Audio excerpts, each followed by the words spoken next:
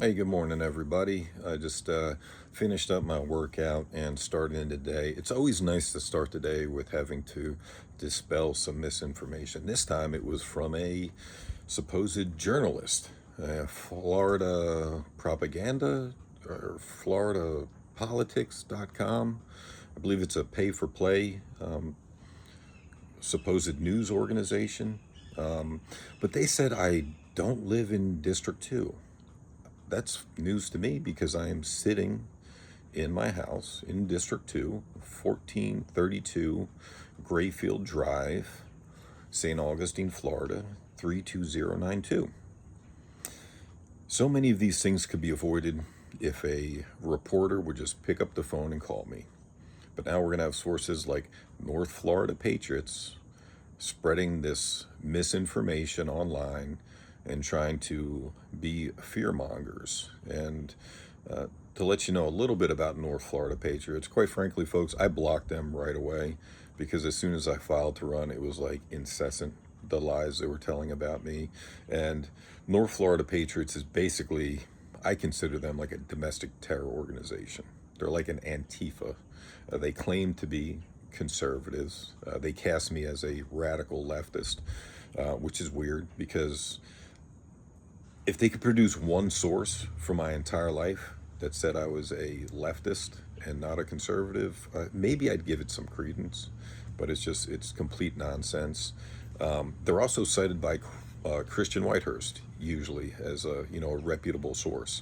And to remind everybody, Christian Whitehurst is the commissioner who is currently on the board, disgraced commissioner who's been criminally charged for the fake voter guide back in 2024. North Florida Patriots also had,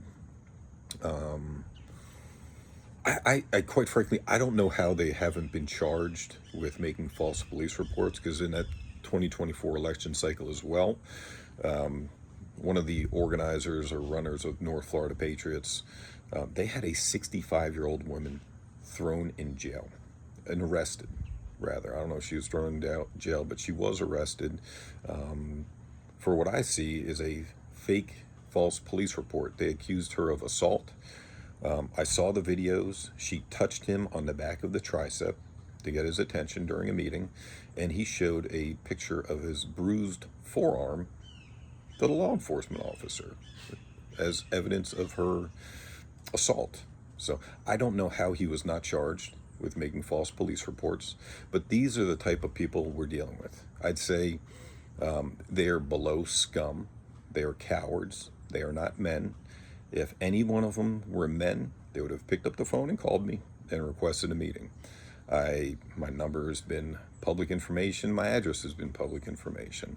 I'm just updating my new address now, but I'm relatively responsive when people reach out to me. Sometimes it takes me a little while because I'm running a campaign. I'm my first time doing this, but I always do get back to people eventually. Sometimes it does take a few days. But yeah, just needed to dispel another false article. I believe there's been two or three hit pieces that came out already against Krista, and this is the first one I think about myself. But I don't even pay attention. But it does need to be addressed that, like I said, folks, they are desperate. The establishment is desperate, and they're fighting tooth and nail to get Krista out of there because she has been fighting for you, not these special interests that are entrenched with the establishment. And they definitely do not want me in there because they know that I'm incorruptible and I'm going to find out exactly what's going on in the county. I've been talking about dismantling the good old boy network, and that's exactly what I'm going to do. The other commissioner who's criminally charged, it's funny too that she started coming after me on Facebook on the eve of Easter, of all days. So I don't know. I don't know. Maybe she had a few too many and decided to let loose on myself and my supporters on my Facebook page, but it was kind of funny. But a little bit of poetic justice going on now, and we'll see what happens with the process. Hopefully, the governor does the right thing and removes them from office because they are, quite frankly, a giant black eye on our county, and it's really disgraceful what they are accused of doing. and I know how difficult it is to get a public corruption case into the courts, and we just need to have some closure here as a county and move on and start healing from all this corruption that's been going on here. August 18th, vote Krista, vote Martin, and we can actually restore the Board of County Commissioners to serve the residents again. I'm going to keep saying it over and over and over. We need to get the majority on the board of commissioners who aren't beholden to these special interests and that are actually looking out for the residents of this county. Appreciate you guys. Have a great day. I have a busy day again today, but we're getting there. Early voting starts August 8th, and the primary day is August 18th. Let's get it done.